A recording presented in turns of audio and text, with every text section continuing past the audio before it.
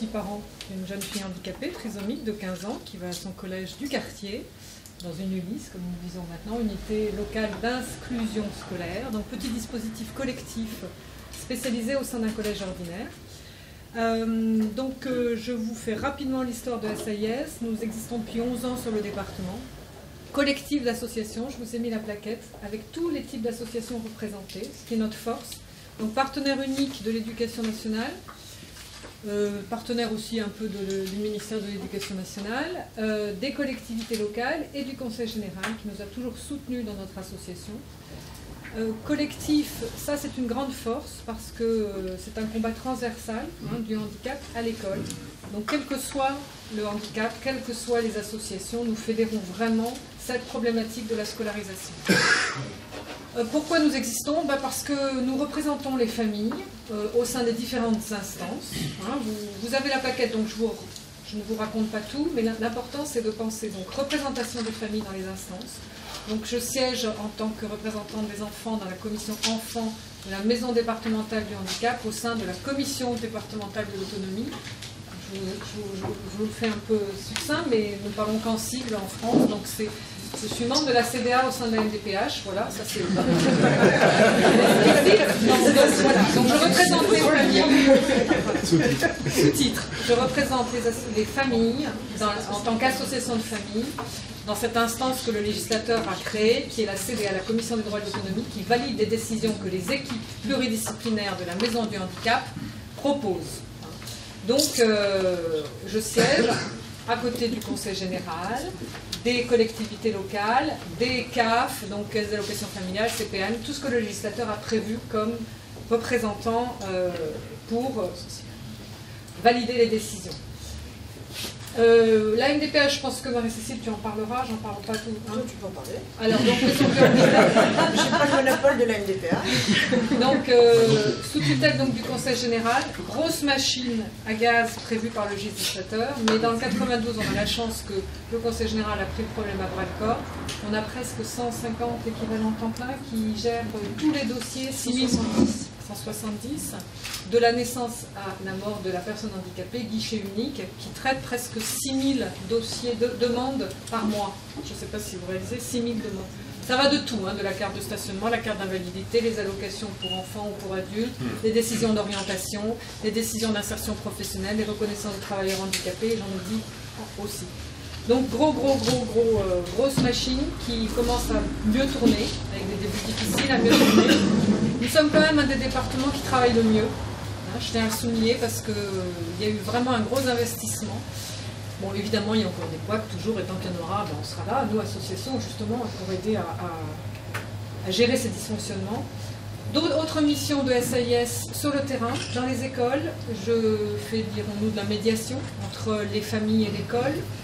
Il y a ici des familles qui me connaissent bien. Je vais donc discuter avec l'école pour voir comment le projet personnalisé de scolarisation de l'enfant handicapé peut être monté, peut être mis en musique. Parce que nous, parents d'enfants handicapés, nous avons une lourde machine administrative. Il faut d'abord toujours prouver le handicap, le prouver de façon un petit peu récurrente, avec les certificats médicaux à remettre au bout du jour. Il nous faut prouver que nos enfants sont plus capables que les autres sur certaines choses. Parce qu'on leur demande beaucoup plus qu'à d'autres, on leur demande d'avoir des temps partagés entre les médico-sociales, l'école, d'avoir des tas de rééducation, de gérer des emplois du temps ministériels, c'est pas cool. Donc beaucoup de difficultés, et puis surtout des enseignants qui, même si aujourd'hui nos AVS ne sont pas formés, les enseignants ne sont plus du tout formés au handicap. Avec la nouvelle réforme, il faut quand même dire que la partie pédagogique, adaptée, comment justement accueillir un enfant handicapé, personne ne va leur apprendre, puisque ça c'était un peu l'IUFM qui le faisait, l'Institut de formation des maîtres. Là aujourd'hui on est très préoccupé sur l'information, je dis l'information parce que c'est pas une formation, l'information sur le handicap va disparaître. Donc des enseignants quand même un petit peu démunis. Donc voilà, on a toute notre justesse, notre justification dans ces équipes. On n'est pas les seuls à faire ça, il y a aussi la loi de 2005 a quand même prévu tout un mécanisme des enseignants référents qui sont sur le terrain, auxquels on peut faire appel. Les partenaires que sont les mairies, ça je tiens à le souligner parce que très impliqués dans le temps de vie global de l'enfant. Nous montons justement des formations auprès des animateurs. Pierre Denisio connaît bien notre action parce qu'il fait partie justement de notre réseau avec la Direction Générale de la Jeunesse et des Sports, qui s'appelle plus comme ça, mais bon, on va continuer à l'appeler comme ça, c'est plus simple, sur justement la formation des animateurs en réseau pour que nos enfants soient accueillis partout dans leur temps de vie global avec des participants qui ont les mêmes informations sur leurs besoins spécifiques. Parce que sinon, il y a des ruptures d'information permanentes et c'est difficile. Et puis enfin, dernière mission de SAIS sur la scolarisation, c'est la participation justement au groupe ministériel et interministériel, parce que notre problème est interministériel, à se devenir des auxiliaires de vie scolaire, comment créer un métier, comment professionnaliser. Je m'arrête là pour faire court, par contre, je suis à votre disposition pour répondre à toutes les questions sur la scolarisation plus spécifiquement.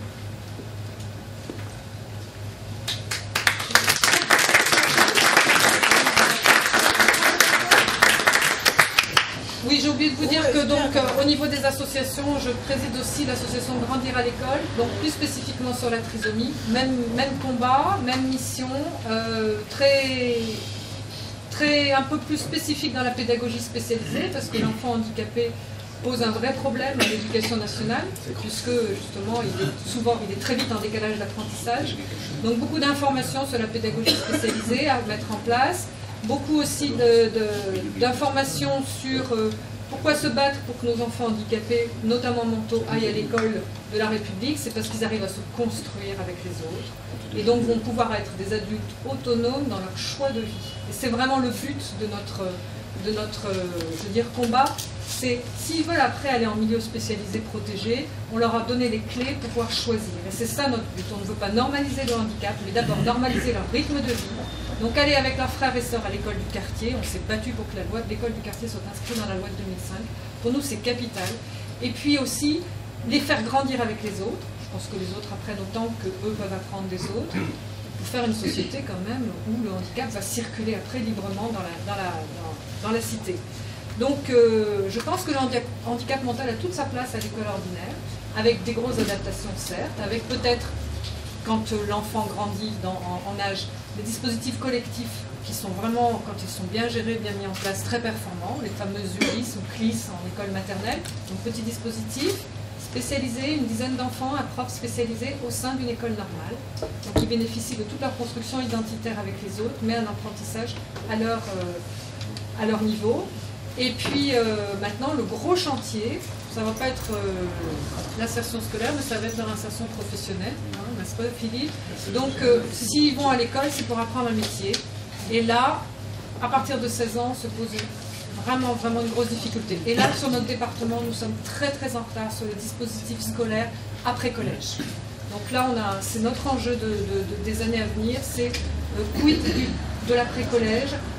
Des dispositifs collectifs ULIS en lycée professionnel, il y en a 2 sur notre département, donc c'est un peu faiblard, ça fait même pas 10 places. Hein.